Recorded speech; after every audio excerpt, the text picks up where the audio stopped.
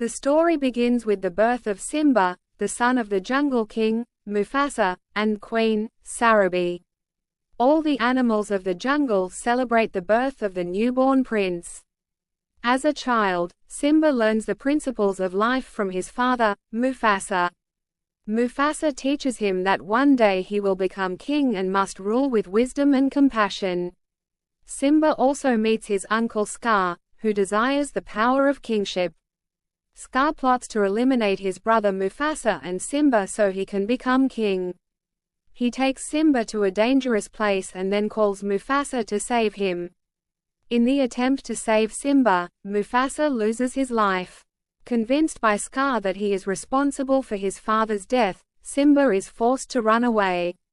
Simba escapes far from the jungle and meets new friends, Timon and Pumbaa. Timon and Pumbaa teach Simba the meaning of Hakuna Matata, which means, no worries. Simba grows up with them, trying to forget his past.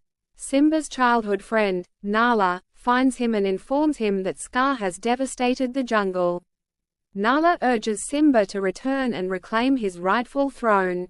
Rafiki, an elderly baboon, introduces Simba to the spirit of his father, Mufasa, who reminds him that he is the true king.